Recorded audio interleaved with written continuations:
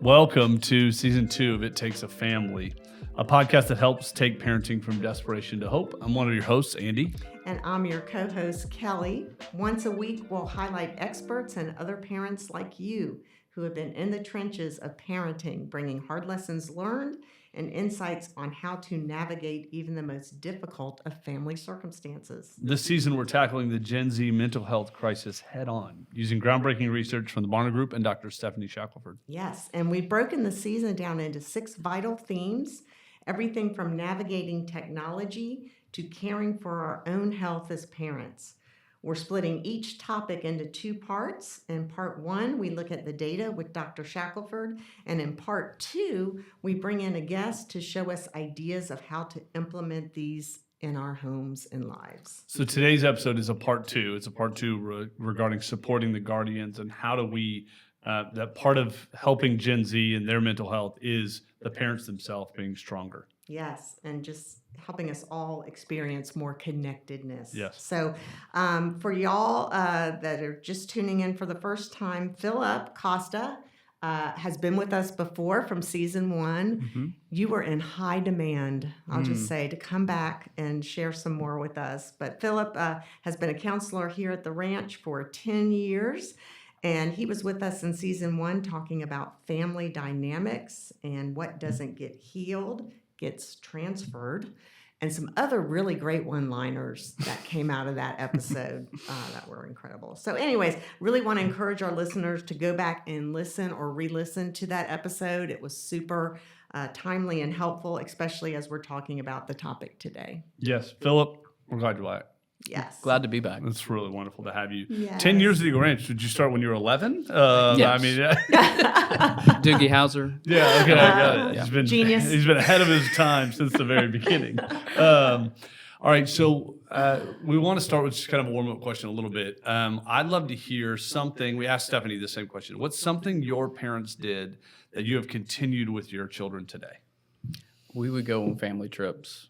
My family really loved camping and going, and it started like as they got older and finances improved. It was like from tent camping to pop-up to travel trailer. But I for me, I'm not as ambitious, so we just go to family trips and usually get a condo. Okay. But we like going to the same spot every year as a family and kind of reminiscing and remembering, and so we've enjoyed that. There is something really great about like a consistent place as a kid. Like I have very like warm feelings of Hilton Head Island. Like we just that was what we did, and we did it year after year. And there's something like really wonderful about that place, and tried to create some of that same stuff with my children. And you have wonderful memories of that tent out in the woods. Yes. All right, so we're talking about parenting. We're talking about Gen Z in particular, but for this episode, kind of want to talk about like the state of parenting and how do we help support parents in their journey. You work with a lot of families across different spectrums. I'd love to hear your like assessment. How would you describe the state of parents today? And part 2, how would you say it's different, changed in the last 10 years or even longer? I mean, you've been a counselor for much more than 10 years. Yeah, I've been in the mental health since 2006. That's 20 years. Yes. Wow. So yeah, I was thinking through this and just the anxiety, stress, depression. Research shows this. It's not gone away. It's just increased. Right. As far as the state of parents, they're just more anxious, more stressed, more depressed. That would. Gosh, and in what way? Like 20 years ago, 2006, you stepped in this. You started working with parents. Like, what was the difference, or what felt different in the room 20 years ago from today? I think obviously 2010 was the introduction of the iPhone, right? And so much of that has just increased all the anxiousness. And so probably just less of that and more just, there was the same kind of problems, just maybe not as intense, not as frequent, and less duration, I would say. Okay. Yeah, because it's not like parents started getting anxious in Right. 2010 with the advent of It's the like, iPhone. all right, now it's time. Yeah, I mean, they've always been anxious, but I do agree that there's almost an intensity that we're feeling in this day and age that's unique. Yes. So, what do you think is impacting that? The high number of parents that are experiencing this parental anxiety and depression. Kind of going back to what we were talking about, just what we focus on, we tend to expand. What we dwell on, we become. And so the news, all this.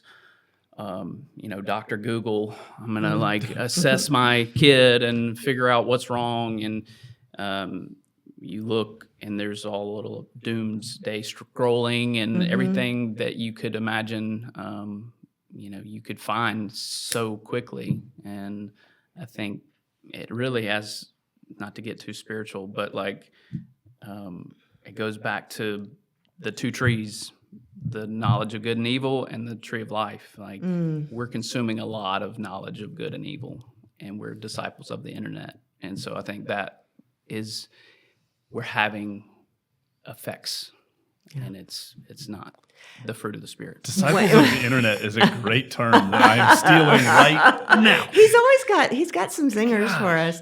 So I'm guessing when you're working with families and people in the parental role, at some point in time, you kind of share that observation. How well do people yeah, you're right. You're right. I'm spending, too much time here and not being connected to my kids, families, otherwise, or are they not receptive to that observation? Well, I think therapy is so much of an art. It's not just these check boxes that we check off. So I think as I'm building that rapport and trust with families, integrating that into conversations instead of just, shots off the bow like, you need to do this. It's usually more organic, and they'll receive it. And they're hearing it, not just from me. Yeah. We're very one mind at the ranch, and so they're hearing it from house parents and other places.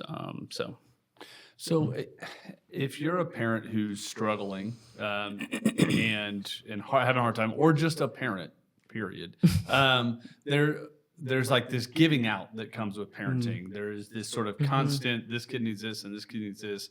I'm a very bad parent when two kids ask me two separate questions at the same time. That's one of my greatest parenting moments. But for a parent, what are some of the signs that would say to them, hey, you are kind of running on empty and you need some more support right now? In your kind of view, when do you say hey, you might be kind of at the edge here, buddy? Yes, I think anytime you're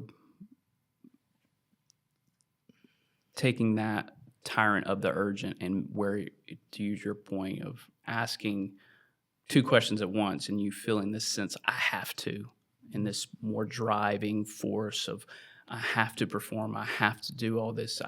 We were talking last night in the parent group of if I don't get this one parenting decision made right now, my kid is going to end up in jail and I'm going to be a grandparent.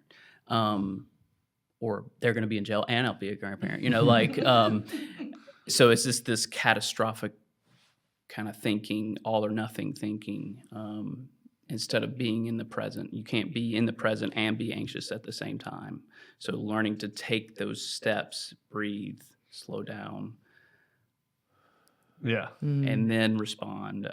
So if you're feeling this kind of almost like using a car dashboard, if your RPMs are pinging red, that's a good sign that you don't have margin in your life. There's something going on. Your internal state is in a place that needs to hit pause. All right, Phillip, I'm curious for you, like as parents work through their own story, part of it that's so hard is like, as we've been talking about, like I can't see sometimes my own warning things, and I need sort of outside help. And so like as I get help, like why is it hard for me or for anybody to work through their story? What holds them back? Talk about that a little bit. We all have feelings that we live with a conscious or an unconscious awareness to actively avoid. Okay. That's typically connected to trauma that's unresolved in our past. So talking about your story is intentionally, on purpose, feeling feelings that you've lived your whole life trying to avoid. So it's the aversion to pain that keeps us from growing. So I literally don't want to walk into death. Right. It feels as if Yeah. that limbic system is activated, that fight, flight, or freeze response is activated when you're starting to remember and go back. And that is really scary and painful. And I think, correct me if I'm wrong, I think it can be trauma, but it also can just be parts of your story that maybe were challenging or difficult, or like deficits that your parents had. Even if you had good parents, there can be deficits that like you still don't want to walk towards. You still don't. I don't want to feel that feeling, Or admit it. or admit that that's what's going on. So I think about, as y'all are talking about that, I think about the parent that, you're having this rapport and you're trying to encourage them, like, hey, you need to invest in yourself. You need to take care of yourself. And they're just super resistant.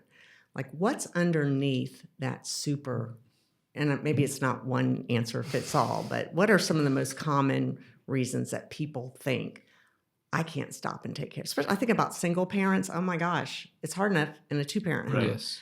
So what's behind that? I think we'll go from the kind of surface level to the deeper. Okay. The surface level is, I'm so busy.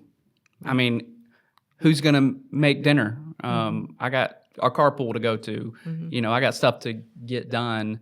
And so that's a socially acceptable answer. And you can hide behind that. It's like, well, I don't have time because I'm busy doing all the other things, all the good things. Yeah. Right. And so every yes to something is a no to something. So I guess the Midlands of as we go down would be that kind of aversion to pain, feeling feelings that we don't want to feel. And disappointing people, or like, yeah, if I don't say yes to everything. Kind of Andy said that I don't want to admit some of the things about my childhood because that puts a light on my parents that, they did the best they could, and maybe they were single parents or they, had other issues. So I don't want to make them look bad, or it could be just their own self-talk. I don't want to look at, am I a friend to myself? Am I learning to be compassionate with myself? Because, I have a lot of investment in like kind of being that inner critic and putting myself down. And so looking inward, where our eyes look outward, we like to assess everything else outside of us. So looking inward kind of feels like a luxury sometimes for parents that are so focused on taking care of their kids and paying the bills and doing all the things. And so slowing down, almost there's a guilt to that of, I don't have time, and then all the other stuff we've already talked about of just not wanting to go back to those places that are really painful. So what happens when they choose to engage their story? Like, what begins to shift as somebody sort of puts away, all right, you know what, I'm going to walk into the hard, I'm going to create time in my schedule. What happens? I have a smile on my face because that's the amazing work that I get to see parents lean into, and I would say their families start to change because they're changing. Yeah, I mean, this is like such the key, I think, that unlocks this whole sort of part of her report and our conversation today is there is this kind of, we talk about the Gen Z mental health crisis, like those dang kids got to change, right? We need them to get off their cell phones and get to Get a work, job. Get a job. I was working at your age and you just playing Fortnite, right? Like, versus like, hey, part of it is I also have to get off my phone as a parent. I also have to engage this. And as I shift and change, it has the ability to impact my family in a really deep way. I don't think I like that answer.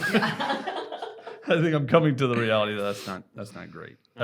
Do you have like an example that you can share? No names, of course, but just of something tangible that can help us see that sort of the arc of what happens when someone leans into. And literally last night, Okay. a parent's like, I guarantee you this program works if you start looking at yourself and you changing, because these kids are not the problem. We have problems. Like that admission of like waving the white flag, I surrender. I'm going to look at me. My kid has an anger problem, but I think I said it last time. They didn't get it from the neighbors. Like Always worth repeating. I yell, so I got to work on my yelling. Why do I yell? And leaning into that, exploring that as you feel ready. But as you change, your kids are going to start seeing that, and it has a ripple effect. Yeah. So one of the things in this section of Stephanie's report it talks about is authoritative parenting. It's not necessarily a term that we use a lot at the ranch, but we use slightly different terms. But she uses authoritative versus permissive and authoritarian. So authoritative is the healthy one. Permissive gives too much. Authoritative.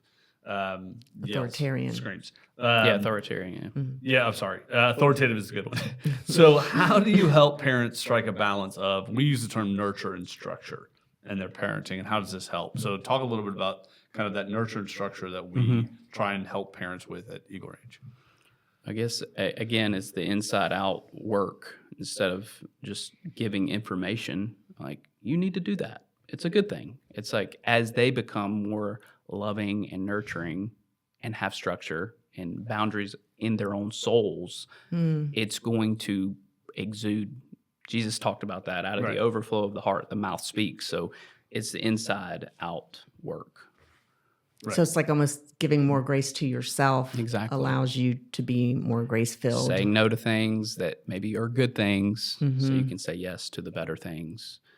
So the structure, the disciplines, the love, the grace, all of that interconnected can help you be more authoritative in your parenting. Because if you're going, saying yes to everything, working, you're going to follow one of those continuums of either being extremely permissive or extremely controlling out of exhaustion or fear.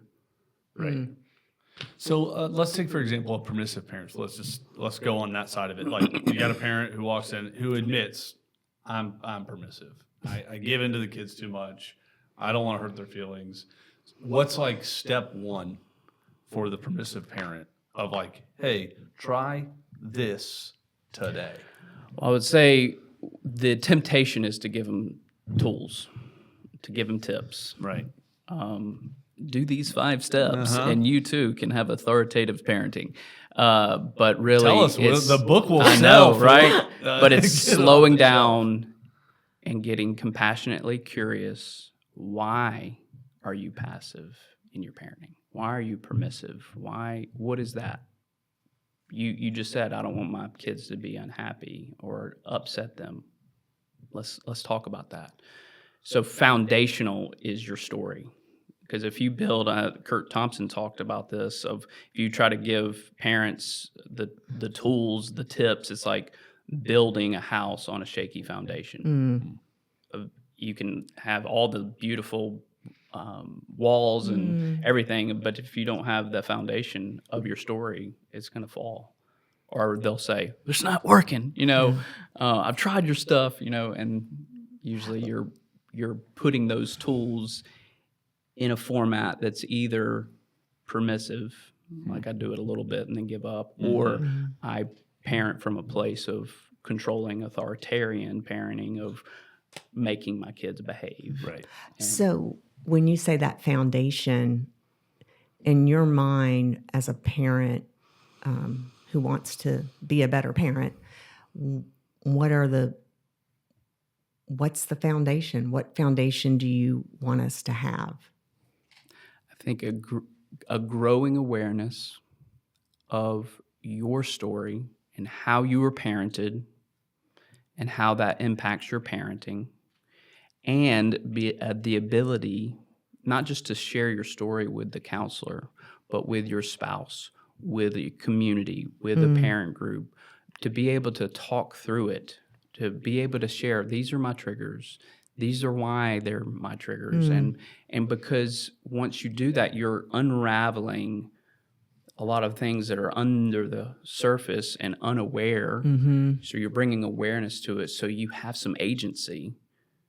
There's a difference between stress and anxiety. Stress is like, okay, parenting's hard, but I have the tools that I know what to do. Anxiety is like, oh my gosh, I don't know what to do. I feel overwhelmed. I anticipate this dread. And when the thing shows up, I'm going to get taken out. It's like a little kid trying to stand up in the ocean. But you're not a 3-year-old anymore. But if you don't talk about those stuff that happened to you when you were 3, 4, 5, 18, whatever, then you're gonna revert back to some of those older tendencies, because you're stuck there. Your cognitive emotional maturity tends to stop when you haven't done the work of exploring and being kind and compassionate and leaning into those places. I think there's a faith component too. We're like unapologetically Christian on the podcast, but I think what you're saying can help folks who are not walking with the Lord. But I do think there's even a deeper foundation. There's like a little passage in the Sermon on the Mount, and he says like the house built on the sand, the winds come and the waters rise, and that house is flattened. There's like fun little BBS songs too, but the house built on the rock stands firm. And I think that like as we do that work with a deep spiritual like conviction and spiritual formation, I think that's where the beautiful work begins, right? That like I'm walking with Jesus and he's helping to heal and do that. And I'm curiously looking at my story and pattern. And that's it right there, right? That's when it clicks in my heart. A verse that comes to my mind is like, we overcome by the blood of the Lamb, Jesus, and the word of our testimony, our story. Yeah, no, that's great. All right, so if we're talking about faith for a moment here, how do you think the church can help support parents more fully? Oh man, you got a little smile. You're getting excited about this one. I think a lot of churches, mine included,